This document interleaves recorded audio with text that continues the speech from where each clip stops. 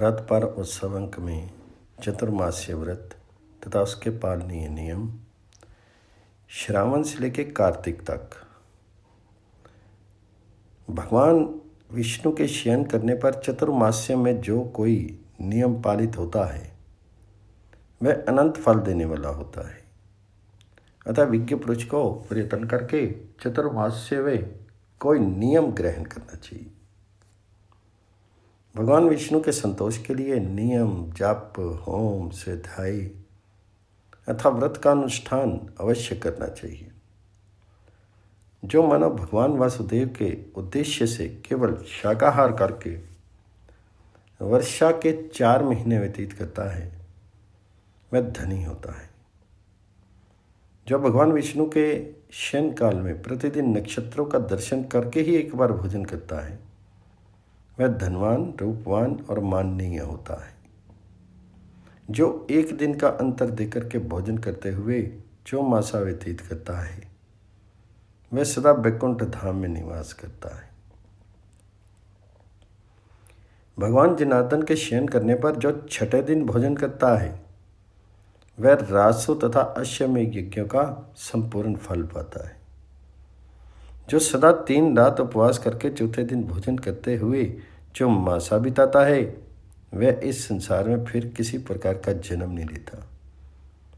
जो श्री हरि के शयन काल में व्रत पायन होकर के जो मासा व्यतीत करता है वह अग्निष्टोम यज्ञ का फल पाता है। जो भगवान मधुसूदन के शयन करने पर आयाचित अन्न का भोजन करता है उसे अपने भाई बंधुओं से कभी वियोग नहीं होता। जो मानव ब्रह्मचर्य पालन पूर्वक चौमासा व्यतीत करता है वह श्रेष्ठ विमान पर बैठ करके स्वेच्छा से स्वर्गलोक में जाता है। जो चौमासे भर नमकीन वस्तुओं एवं नमक को छोड़ देता है उसके सभी पूर्त कर्म सफल होते हैं। जो चौमासे में प्रतिदिन स्वाहांत विष्णु सूक्त के मंत्र द्वारा तिल और चावल की आहुति देता है वह कभी रोगी नहीं होता। चातुर्मास्य में प्रतिदिन स्नान करके जो भगवान विष्णु के आगे खड़ा होकर के पुरुष सूक्त का जप करता है उसकी बुद्धि बढ़ती है।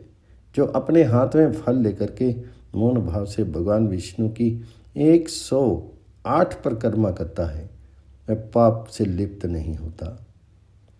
जो अपनी शक्ति के अनुसार चौमासे में विशेषता कार्तिक मास में श्रेष्ठ ब्राह्मणों को मिष्टान भोजन कराता है वह अग्निष्टोम यज्ञ का फल पाता है। वर्षा के 4 महीने तक नित्य प्रति वेदों के स्वाध्याय से जो भगवान विष्णु की आराधना करता है वह सरदा विद्वान होता है। जो चौमासे भर भगवान जी के मंदिर में रात दिन नृत्य गीत आदि का आयोजन करता है वह गंधर्व भाव को प्राप्त होता है। यदि 4 महीनों तक नियम का पालन करना संभव ना हो तो मात्र कार्तिक मास में ही सब नियमों का पालन करना चाहिए। जिसने कुछ उपयोगी वस्तुओं को चौमासे भर त्याग देने का निश्चय लिया हो उसे वस्तुएं ब्राह्मण को दान करनी चाहिए। ऐसा करने से ही वह त्याग सफल होता है। जो मनुष्य नियम, व्रत अथवा जप के बिना ही चौमासा बिताता है वह मूर्ख है। श्रावण के कृष्ण पक्ष के द्वितीया को श्रवण नक्षत्र में प्रातः काल उठें। पापी, पतित और म्लेच्छ आदि से वार्तालाप नहीं करें। फिर दोपहर में स्नान करके धुले वस्त्र पहन करके पवित्र होकर के जलशाही श्री हरि के समीप जा करके इस मंत्र से उनका पूजन करें।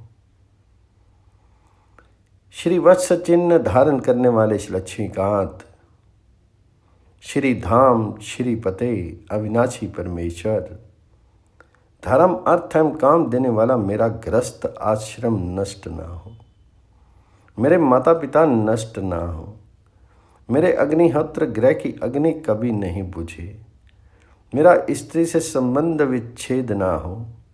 हे देव, जैसे आपका शयन गृह लक्ष्मी जी से कभी शून्य नहीं होता उसी प्रकार प्रत्येक जन्म में मेरी भी शैया धर्म पत्नी से शून्य ना हो।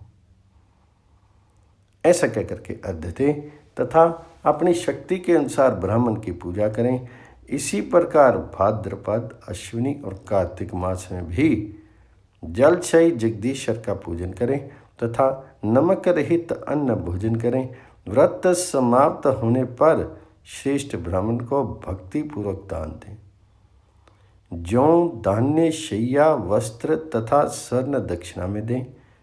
जो मनुष्य एकाग्रचित होकर के इस प्रकार भली भांति व्रत का पालन करता है, उसके ऊपर जलक्षयी जगत गुरु भगवान विष्णु बहुत संतुष्ट होते हैं।